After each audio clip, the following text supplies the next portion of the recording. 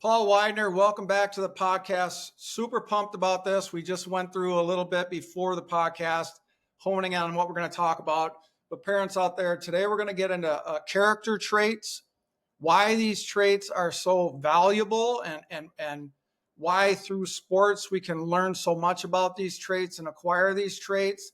And then we're going to hit how you can the actions you can take, the strategies that you can undertake to implement these with your son or daughter, tangible, graspable things that you can do every time you show up at the field, every time you're dropping your kid off at practice, things to be aware of that will really help them to develop these traits.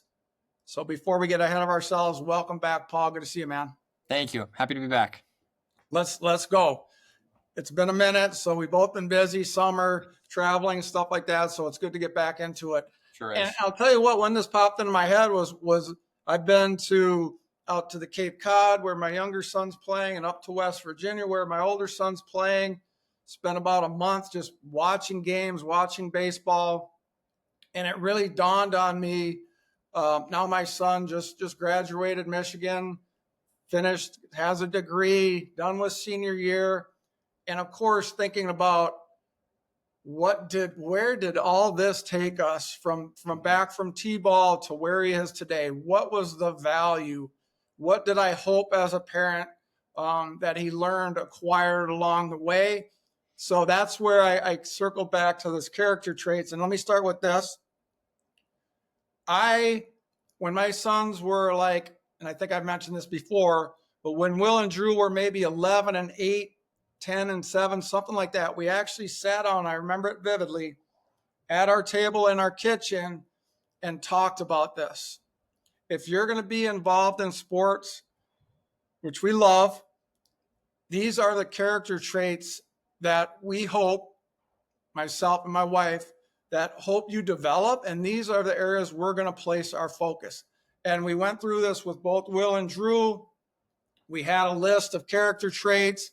And we sat and we wrote down, here's what do you think is important? Like, what makes a great athlete? Well, I think certain amount of resilience. Boom, love it. Let's write that down. And just an exchange in this, and Drew was a little younger, so we probably had to spell it out for him a little bit more, what these words mean, how you show up and do this on a daily basis. But it really did set the standard for our parenting and also how we showed up every day at our sporting events, not worrying so much about wins and losses or how many hits they got, but how much they developed confidence, resilience, teamwork. So that's why we're really getting into this, all those great things. So again, good. Parents, for you all out there, if you set this standard, if you set these values early on, and it's never too late, let's talk about this when our kid's 17 if we haven't. What are you hoping to develop through sport, through baseball, softball, basketball, that will set you up not just for that sport, something like self-confidence. It won't just set you up for that sport and help you in your sport, but it will also set you up down the road in other areas of your life. Paul, anything to throw in before we kind of dive into this, baby? No, this is good. I can't wait to get to there's a list of characteristics that we could get to, and then we'll dial in on a few of them, I know, but I'm sure parents as they're listening to this can think of some things that they would like, and I'm sure we're relatively on the same page, but from the perspective of you and I who kind of been around it, been through it, and like talking about this subject a lot, I'm looking forward to diving in a little bit deeper on a few of them. So go ahead. Why don't you start with some of the characteristics that come to mind for you? Love it. So, and parents, you can Google search character traits or character traits developed through sport, or you can just wing it and think to yourself, what do I want my son or daughter? What character traits do I want them to develop? Understand this, and I mentioned this to Paul, like some of these character traits, like if we just show up and drop them off, they're going to develop some of these to a certain extent. So I mentioned teamwork, and that's one of the character traits. Like if they're in a team sport, they're going to develop how to go about being a better teammate and go through teamwork even if we're not like emphasizing it. I think we should still, but even if we're not. So some of these character traits are developed through sport just by dropping them off. Other ones, and the ones that I really want to talk about, can be really brought about even more if we as parents hone in on them and have strategies to help our son or daughter develop these day in and day out. So let's go through a few traits I've got written down, Paul: teamwork, leadership, resilience, self-confidence, self-discipline. And again, parents, if you Google search, there's 20 more. I don't know. There's different ways to look at this: sports specific, performance related versus character related, on the field, basically on the field versus off the field. So sit down with your son or daughter. Let's spell these out, and then let's dive into how do we go about assuring that our son or daughter is really acquiring these day in and day out. I mentioned to Paul also how this really helped me wasn't showing up at the field, whether I was coaching or just cheering on my kids, showing up and having these either written down or in the back of my mind changed the game. I wasn't worried about thinking about how many hits they got. Did I want them to get hits? Of course. Did I want their team to win? Of course. But that became secondary to, I wanted them through sport to become more resilient, to become more self-confident, to become better leaders. Anything right off jumping, and then we're going to get into 3 of these parents broken down. But Paul, you got anything before we jump into those? So just to talk about what characteristics we want to, or how we want all these characteristics to show up. One of the things that's good about sports in the way that it exposes these things is that a lot of times your true characteristics that you have currently come out during times of stress, and sports create stress for athletes. And so really it's about understanding, like, how well am I communicating with others, not during normal times, but during stress? Like, that's a better indicator. How much discipline do I have, not during times when it's easy, but during times of stress? And so the reason why I think we love talking about this from the lens of sport is that all of the characteristics that we're about to go into, which I don't have anything more to add to the list that you had, but all of those could be said that plus stress. How well are you doing them during those stressful times? Because that's really developing the resiliency, which is a characteristic in and of itself, but that's really developing the resiliency that we need to tackle this stuff throughout life, because life is not always easy. Life does not present you with these easy classroom type situations. Like, when it's actually happening on the field, how do you act? How do you react? And what characteristics are showing up then? So nothing more to add from the list or to the list. But whatever we do talk about, I can't wait to talk about that through the lens of how it's showing up when things are not going well or when you're stressed out. Love it. Really well said.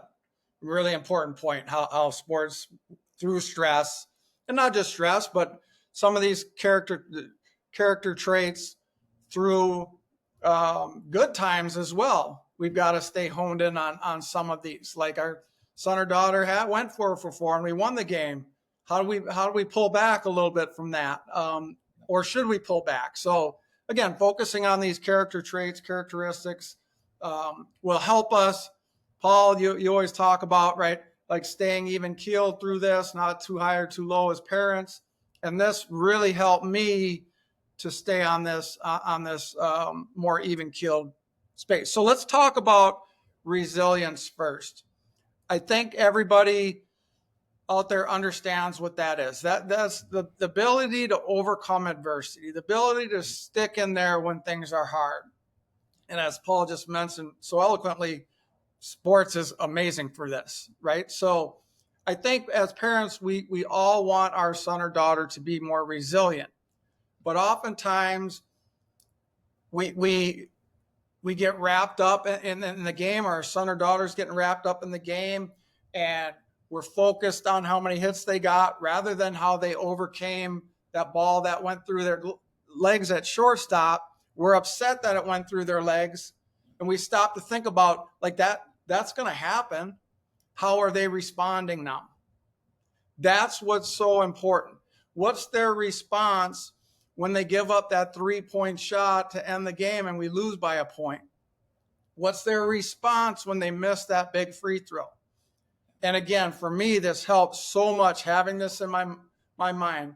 It's not what they're doing at 10, 12, 15, 17, 19 years old. Yes, we want them to be successful. But when they're not, if we as parents get so wrapped up in those outcomes and we express that then to our son or daughter, what are we teaching them? Yep. We're not teaching them anything about resilience. So the actionable strategy here, and then Paul, I'll have you jump in. When something bad happens, we don't emphasize whatever bad just happened. We talk about, how did you overcome that? What are the skills? What things do you need to do? Do you need to practice more? Do you need to be more intentional right before the play happens? Do you need to have more energy? And you have discussions about this. One more thing. We can also mirror this to our sons and daughters. When something happens to us, how do we react? Do we get super emotional? Do we blame others? Or do we sit down and have our kids watch us process this, go through this? How do I best come out of this situation, whatever it might be? Mm-hmm. Paul, your thoughts, things to add? Yeah, it's good. I think so much of trying to develop resiliency is trying to figure out how you can get their sights set on the correct things, both leading into that event, and then however the event plays out, it is what it is, but both leading into that event as well as immediately after the event. So let's talk about leading into the event. We talk about this a lot, but process over outcome. And I know that seems, it's used so much now to the extent where it's almost like overlooked, like, yeah, process over outcome, I get it. But truly, like, leading into the event, was all of your focus and the things that you're focusing on, was it set on things that gave you the best chance for success? Or was it focused on whether or not you're going to have the success or not? And so talk a lot about like celebrating when they look like they had calm body language going into the batter's box. They look like they took their deep breath. You could see, maybe some regulation type things taking place in the batter's box. And then, you know what, if they popped up to the first baseman after that, the celebration or the discussion should be on what you did to give yourself the best chance of success. And in doing so, kind of softens the blow a little bit. And I don't want to say it removes the need for resiliency, but if your sights are set on more controllable things, resiliency ultimately just goes up. The fact is that when we focus on results and we care about something that doesn't go our way, our reaction is going to be negative. I think that that's a human trait that we shouldn't even try to change. But it's just about how much we're fixated on the result versus whether or not it can be focused on something else. And really, really difficult with youth athletes, obviously, because all they see is the results or whatever, which this is where you guys as parents come in, is retraining them or reshaping kind of the way that they view it. And as Travis has said, if you guys are the ones that are constantly talking about the pop up to the first baseman, swinging at the pitch in the dirt, all that stuff, that is going to create a very results-based athlete. And as long as they continue to care about it and the results ultimately don't go their way at times, because that's how sports work, you will have a hard time building resiliency in your athlete in the way that you would like. Now, let's talk about afterwards. A focus on the next most important thing should always be the messaging from a coach, a teammate, a parent. So, really, when we think about resiliency, it's our ability to re-engage for the next event. A lot easier said than done, and it will be helped a lot by what you do leading into the event. But even afterwards, if there's a bad result and it seems like there's things that aren't going their way and they're struggling with that resiliency piece, taking their focus from the past and setting it on the step that's right ahead of them, not the car ride home, not the batting average, not the things that are way distant in the future, but the step that's right ahead of you. What is the next most important event? So things like, and in baseball, this is hard because in their head, they're like, well, it's the next most important event is either the next play I make in the field or the next time I get to hit. Well, sometimes that can be 15 minutes away or an hour away. And so they feel like they have time to be negative and kind of ruminate on that. If you make it so the next most important event for them is engagement with their teammates for the next pitch, they know that they don't have the time that they think they have to be super negative and lack this resiliency. A lot easier in a sport like football and basketball when it's like, well, the ball is inbounded now, you better turn it around like now. In baseball rather, it's a little bit more difficult, but getting them focused on the next most important step, the one that's right in front of you, is really good. And then leading into that, it'll all be assisted by whether or not you're focused on the result in the first place leading up to that event. Those are the two things that come to mind for me in resiliency. Those are great. So rather than just talking about it, like here's some actionable focus before the game, after the game, or after the event, I'm gonna try to summarize that. And Paul said the word before games, we want our son or daughter and us as well to focus on controllables within the game, controllables that give them the best chance of success, whether it's taking that breath, whatever it might be, and really working through those things with your son or daughter. This is what Paul and I do in our mental performance work. Let's boil this way down. Depending on the age of your son or daughter, it might be just have great energy today. You control that, right? But really kind of talking about this, and as they age up, maybe getting a little deeper. What do you control in your event today? And then afterwards, learn from it and move on. Mm-hmm. Is there anything we can learn from our strikeout, from our missed shot, from missing the wide receiver? Is there anything we can learn? Okay, that next best step forward, as Paul mentioned. What do we do next? And that can, again, develop during the game, during the event, play to play, or it can be us as parents afterwards in the car ride. Anything to learn from today's game? Boom, let's go through that. Let's talk about that. And then let's move on. Let's hit Dairy Queen. Let's go on to the next thing. So that's a pretty controllables, learn from it and move on. Anything else on resilience, Paul? One of the examples that we like to use, and I'll be really brief with this, is like if I go up to an athlete and I say in the moment when they're struggling, like they're struggling mentally to move on from something, and I said, I give you $100 right now, and you got to break that down into spending a certain amount of those dollars on things that will give you a return on that investment. So right now, if I was to watch you spend money, you're spending almost all of that $100 on the strikeout that just happened. Do those thoughts, does that currency give you a return on investment or not? And they will be like, no, it does not. What does give you a return on investment? Pouring into teammates? Yes, that gives you a return on investment. Obviously, if you're talking to 10-year-olds, maybe don't use return on investment. Figure out what works for your kid. But it's just a way of getting them to understand, like, my thoughts where they're directed is a currency that I have a limited amount of. Where do I want to put that when I'm stressed? Because one of them is going to help you in the future, and one of them is not going to help you in the future. Spend that money, that currency that is your thoughts, to something that helps you with what's next, because I know you want success in the future, and I also want that for you. Yeah. What's going to give you the best chance of doing that? Really good. Love it. So again, resiliency, if that's one of the ones you have written down with your son or daughter, talk through it, understand it. Here's the actionable things we're going to show up with as a parent, and you can help. And Paul and I are going to do another video right after this and talk to this on the same stuff with athletes about this. So share that video with them. But something you should for sure have a conversation.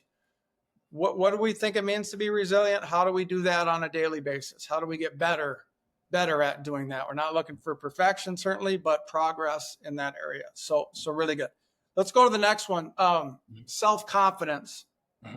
And again, super important. I think all the parents out there understand, man, I would love to have a more self-confident son or daughter, and sports can help with that. Paul, initial thoughts on self-confidence? Yeah, the conversation about where confidence should come from is really where I think all of this needs to start. Almost to the point where, in Trav, we've had good discussions about this, and I'm actually starting to lean more into this with the athletes that I work with, is the discussion about confidence versus trust. And we can say that they're, in a very similar space, and confidence is usually the buzzword that gets used more, and that's okay. So we'll stick with that thought.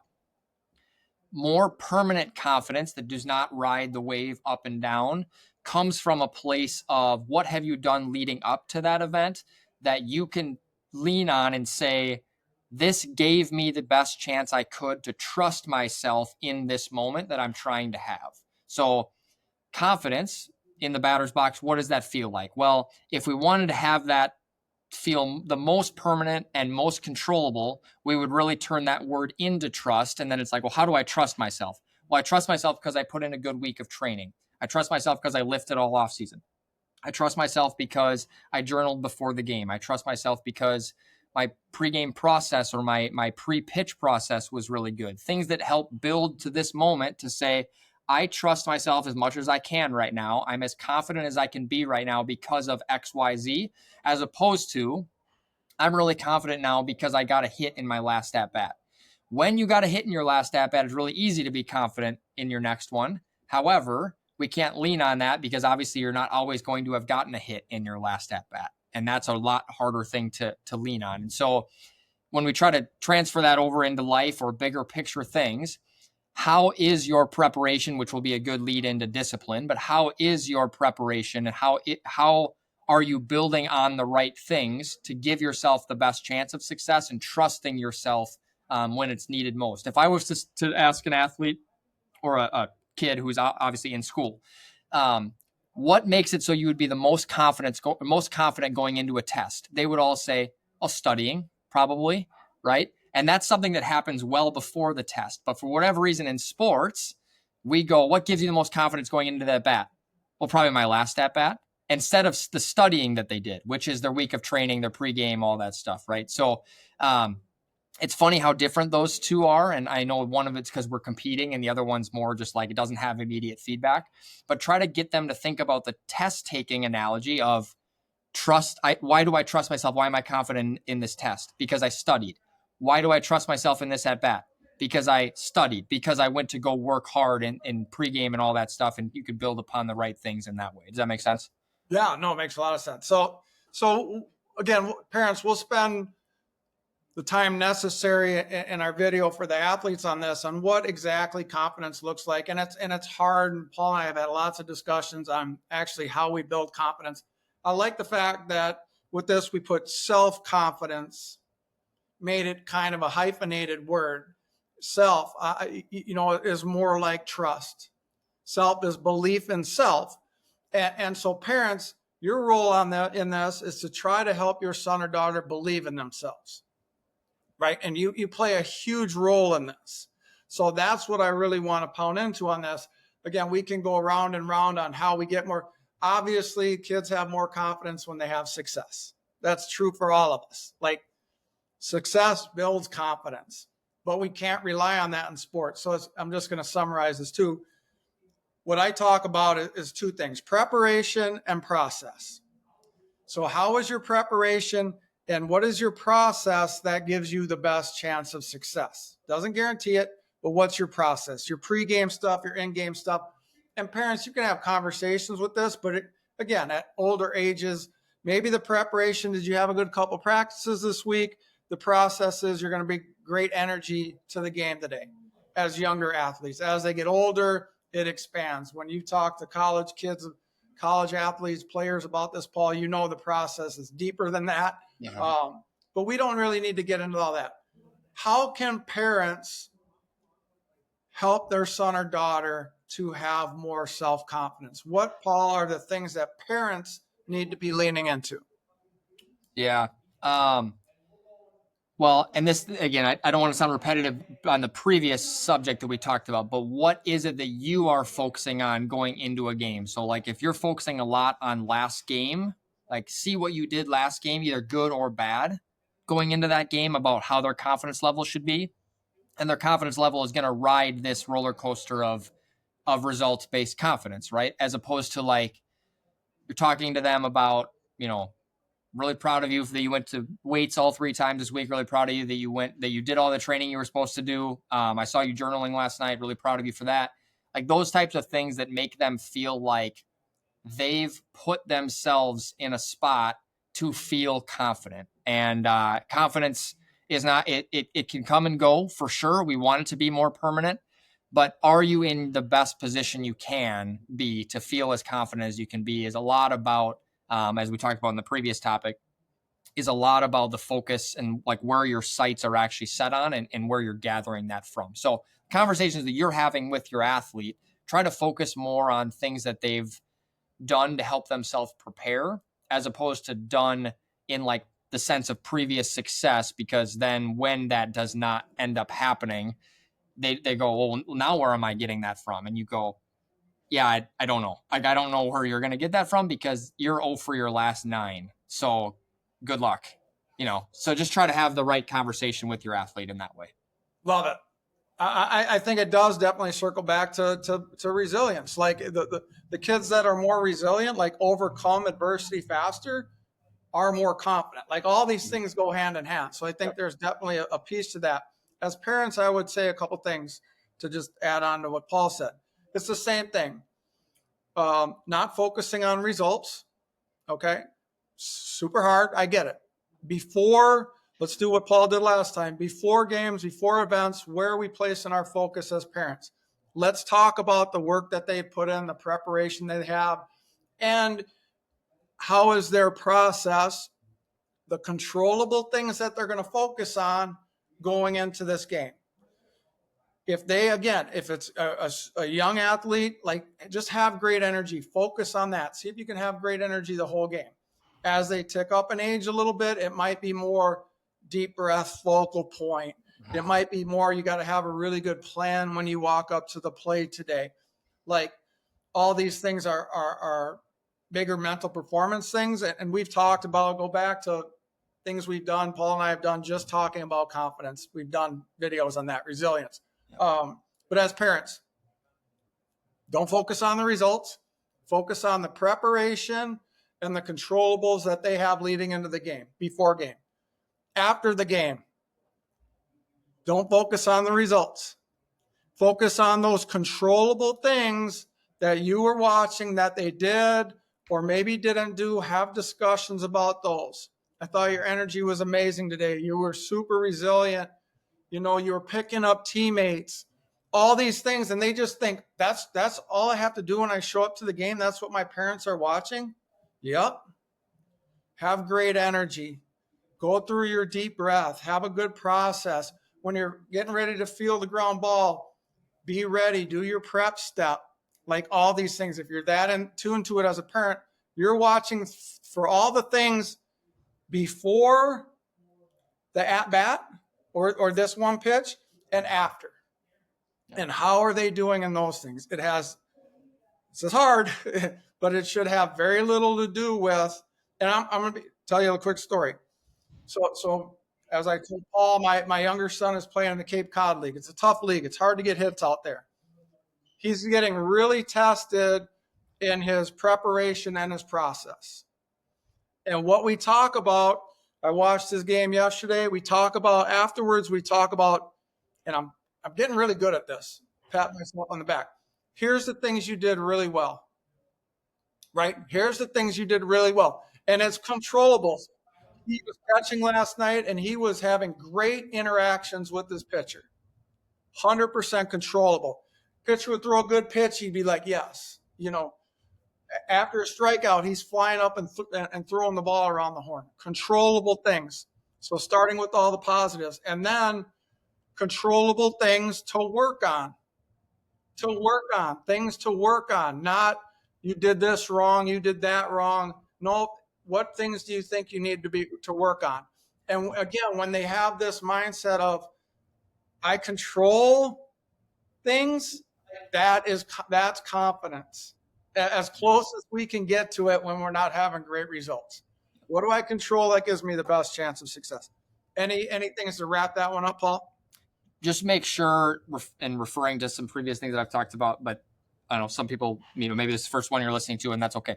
Your job as a parent, in my opinion, is to not be your athlete's biggest fan. That's, I think, a mistake that some people make, because biggest fan means we celebrate your successes really hard, and unfortunately, we ride that roller coaster with you downward as well, because that's what fans do. I think your job as a parent is to be the platform that your athlete can get off of from the roller coaster, and stand on that's like super steady.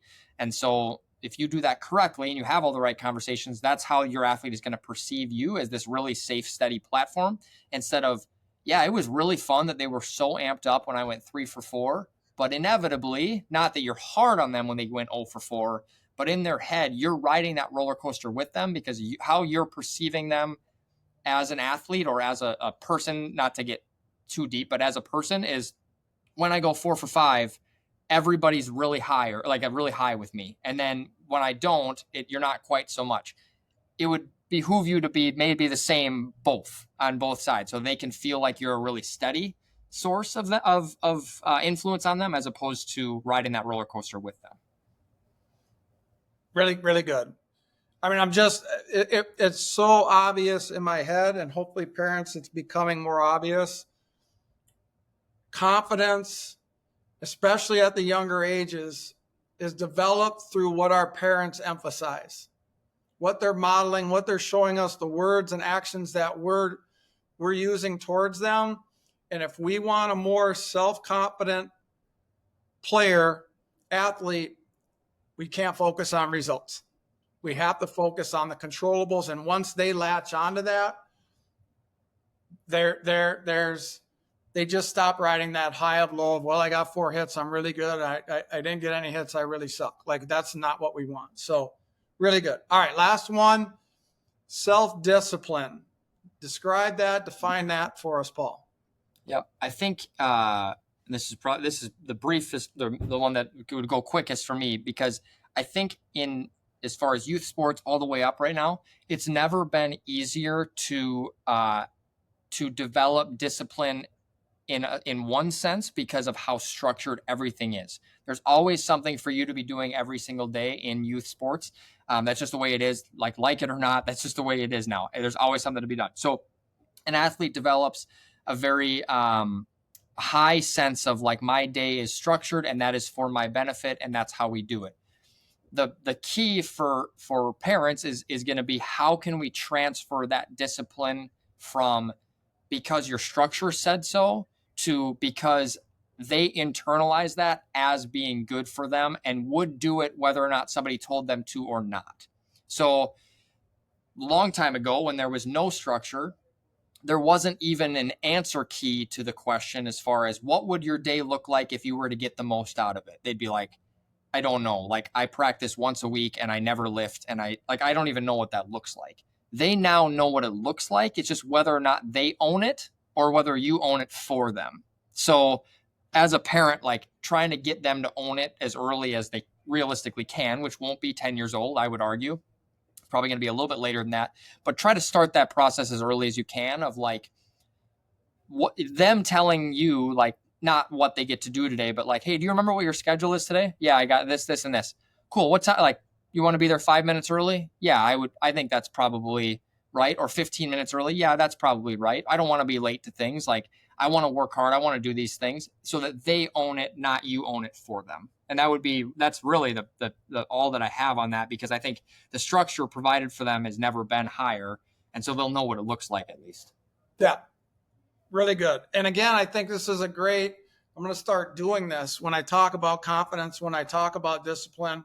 I'm going to start putting the word self in front of it, because self-discipline is different than discipline, right? Discipline is what you just said. Like, it's structure.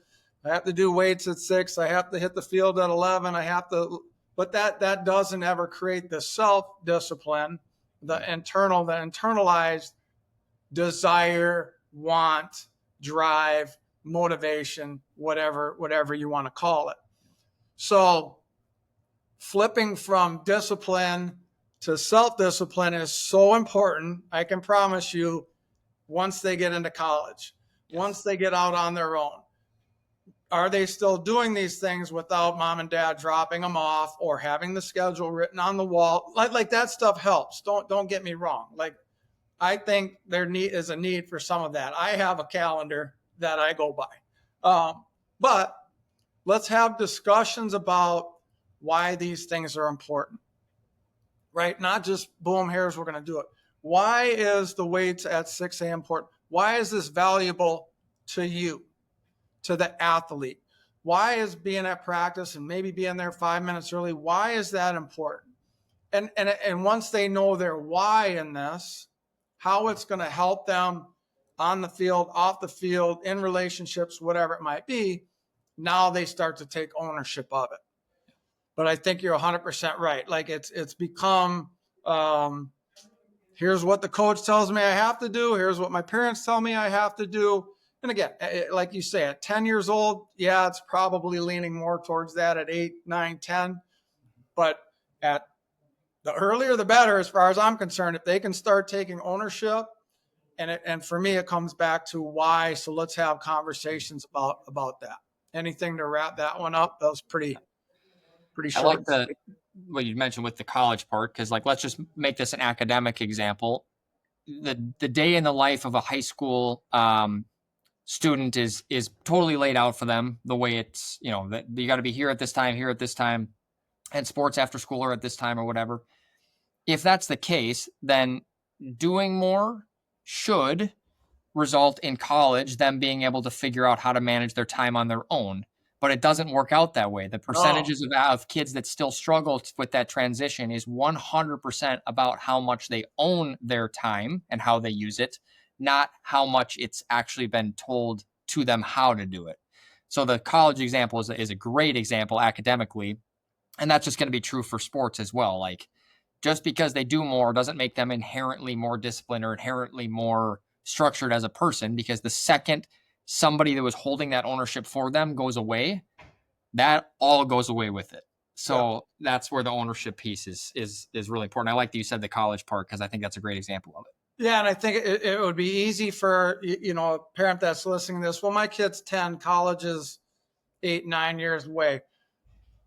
Like it's coming faster than you think, number one. And number two, again, like if you start to just have these conversations, just the interactions, and kids need that. I mean, we could go into a whole nother thing about good quality conversations and whatnot, but the sooner they can start processing that it's about me and what I value and what's important to me and why is this important to me, even at 10, 11, 12, like start having those conversations. It can be almost too late in my mind at 17, 18. If they've had 17, 18 years of somebody telling them what to do, man, it's hard at that point to be like, what am I supposed to do and why is this important to me? So start that earlier rather than later. All right, Paul, really good stuff. Anything to put a bow on this sucker? No, that was good. Awesome. Well, thanks for doing this, Paul. Hopefully we got some good conversation, some good thoughts on the importance of these character traits. And again, parents, how you can start to actionable strategies to administer these, have great conversations with your kids about these.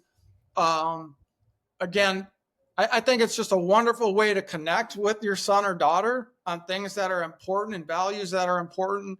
And these character traits are a part of those values. So it's just a great way to set the standard for here's what this season's going to look like. Here's what your sport all down the road is going to look like. I think it's super valuable, super important. All right, let's wrap it up. Thanks again, Paul. We'll do it again real soon. Sounds good. Thank you.